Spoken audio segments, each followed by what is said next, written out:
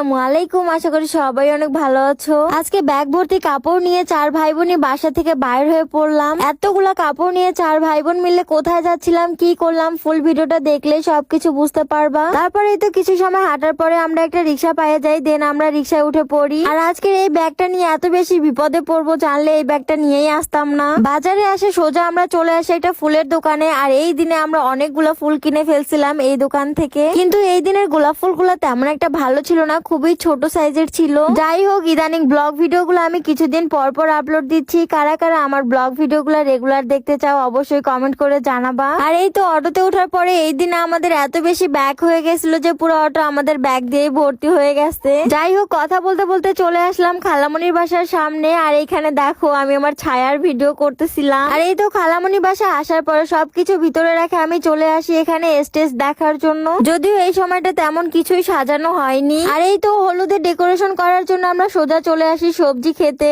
এখান থেকে আমার বোনরা কিছু মূলা তুলে নিয়ে আসে। এই ভিডিও ক্লিপ গুলো ছিল আজ থেকে প্রায় 13 থেকে 14 দিন আগের ভিডিও ক্লিপ। আসলে আমি এতটাই অলস যে এত লেট করে ভিডিওগুলো আপলোড দিচ্ছি। তারপরে এই তো আমি একটা লাউ নিয়ে বসে পড়ছি, এটা দিয়ে সুন্দর একটা ঝুড়ি বানানোর চেষ্টা করতেছিলাম। আসলে এই দিনে আমরা কি কি বানাবো কোনো কিছু আগে থেকে প্ল্যান করিনি, হাতের কাছে যেটাই ছিল যেভাবে মন চাচ্ছিল বানাচ্ছিলাম। আমি আর আমার বোন মিলে আজকে ফলের ডেকোরেশন করতেছিলাম। আর আমি তো এটা নিয়ে অনেক সময় ধরে পড়েছিলাম। ফাইনালি এটা বানানো কমপ্লিট হয়ে গেছে। আমি সবকিছুরই একটু একটু করে ভিডিও ক্লিপ নিয়ে রাখছিলাম। এই দিন আরো অনেক কিছুই বানিয়েছিলাম যেগুলো নেক্সট ভিডিওতে আমি দেখাবো। আর এখানে আমার ছোট বোন বানাচ্ছিল আমাদের সবার জন্য ফুলের গহনা। যাই হোক, আজকের ভিডিও এই পর্যন্তই। সবাই ভালো থাকবা, সুস্থ থাকবা, আল্লাহ হাফেজ।